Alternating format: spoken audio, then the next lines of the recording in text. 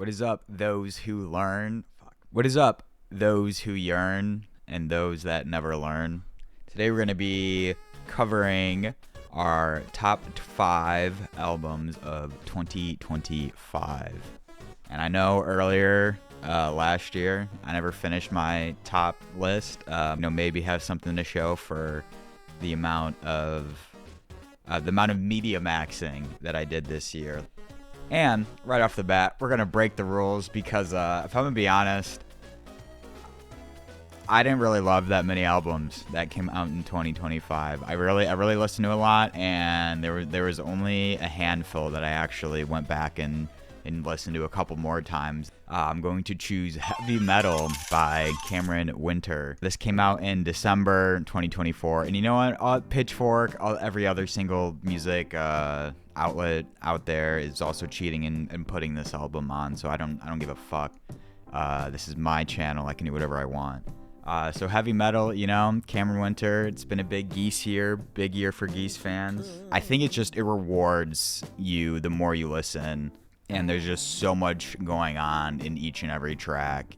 And at the same time, it's also just very kind of sad and eerie, but I think What Love Takes Miles is probably the one happy song throughout the whole thing. But this is the perfect album to put on if you're having a bad time and you want to make it even worse. All right, so at number 4, we're gonna do The Crux by Joe. I enjoyed this album a lot more than I thought I was going to. I think with Joe's last album, and he kind of went for the indie pop sound, I wasn't really that big of a fan, and I was kind of disappointed that he went in that direction after the first album.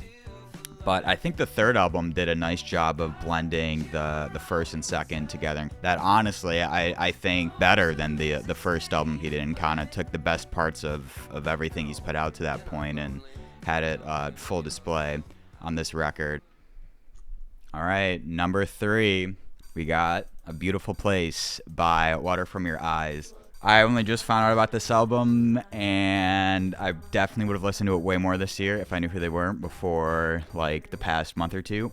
But with all that being said, I feel like this year I definitely needed. I was so into Black Midi and Jordy Grieve and kind of more of those kind of weird-ish experimental music, and I feel like I hadn't really found anything this year that had kind of scratched that itch. But with this album, it's okay, this is what I wanted. It has a bunch of weird guitar riffs and rhythms and melodies, and every time the songs usually end up going in a direction that you didn't expect them to. And it's just really fun and unique, and there's one of the songs playing classics, and it's kind of has this dance beat going on for the whole thing, and it has this really weird piano riff or keyboard synth thing that complements it. That one was an unexpected heater, and I ended up getting into the band a lot after listening to that album, and I'm pissed that I missed them live. Wish I could have seen them.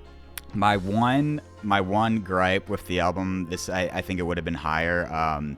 It's 10 songs, and then I think almost half of them are kind of an instrumental or interlude.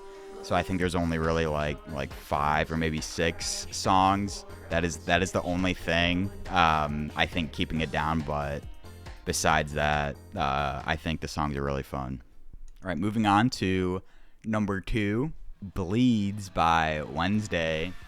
And Wednesday was a group that I had never really checked out, but I had been meaning to with the past year because I really got into MJ Lenderman, and I was let me try this. And I think I'd listened to a couple songs, and then it was very country or folk inspired, and then Elderberry Wine came out, and I was this is cool for most people, but I don't wanna get into that. I think the album came out, and I was going up on a trip kind of up north in California. My band was doing some stuff, but I put that album on, and we kind of went to this mountain town.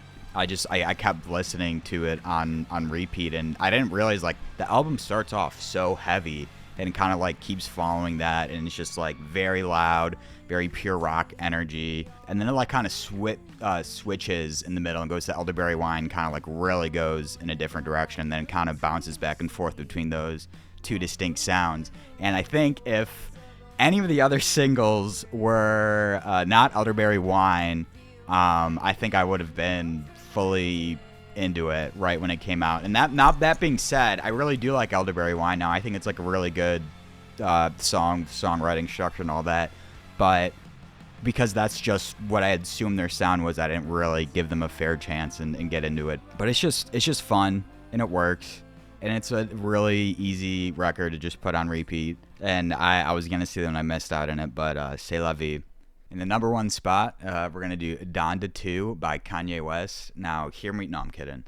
So number 1 is going to be Getting Killed by Geese. I'm a Geese fan. I've seen them 5 times now, 3 times in 2025. I'm greedy. I'm a greedy Geese fan. A greasy, greedy geezer. Anyways, Texas came out earlier in the year, and I was like, this is a heater. This is a banger. None of my friends. Some of my friends liked it. Were like, I don't know. And then Trinidad came out, and I was like, all right. I saw them play this at the Kilby Block Party. Banger. And most everybody didn't really like that one.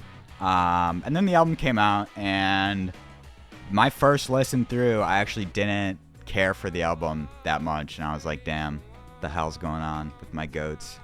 You know, what I've realized, a majority of the time, some of my favorite albums ever are ones that I don't really like at all on the first listen, like In Rainbows. And it's only when you listen a couple times is when you can fully start to appreciate how these albums function. And I think that I don't like it because it's unfamiliar, and because I'm like, oh, this I don't like what they're doing because I'm not used to this type of music or sound. And then once you keep listening to it, you get familiarized with it, and then you're like, oh, I get it now. And I think this is a record that just really, really rewards with multiple listens, because the way it was produced and recorded and mixed and everything, there's so many unique things on each song that sometimes you only hear them like one of the ears or left or right, and there's like, I don't know how many times I listened to that album and I could still like find something new. I listened to Trinidad, I think like 130 times this year is my most listened to. Actually, the top 5 songs of my year on Spotify were all Geese. So I think with Getting Killed, I was expecting some sort of sequel to 3D Country, and I don't think it was almost anything like that at all besides Trinidad. I think after that they kind of go into more of like a fully indie rock, indie pop, and it almost feels like it's kind of like a combination of some of the Geese work as well as just Cameron Winter's solo project. And I think there's a lot more care for the full-on songwriting. When a song becomes way more simplistic, every single part of it ends up sticking out that much more. So even if it's not like 3D Country and having all these things going on at once, you really hear just at the core what the songs are, and every single note and how long every single lasts, the space in between every single part matters that much more. And I think being able to do both can just really prove how great the songs can be in the artist and the songwriter. So I think that despite having technically less stuff, I think even the songs are almost better written because of how much more every individual part matters. And I think it is a great, fantastic album. Definitely one of the best of the decade. And, you know, other people are into them now, and that's cool, because I still think the worst thing you can do to an artist is gatekeep. Because how are they going to grow? How are they going to make a career? You know, if you gatekeep so hard, and then your artist has to stop making songs because they can't afford to do it anymore, why would you want that? But anyways, thank you guys for tuning in to our top 5 albums of the year. Hopefully gonna continue going on. We're gonna have 4 more videos releasing once a week. We're gonna see what happens. Drop a comment down below if you liked any of this. Drop a comment down below if you thought it was stupid. Drop a comment down below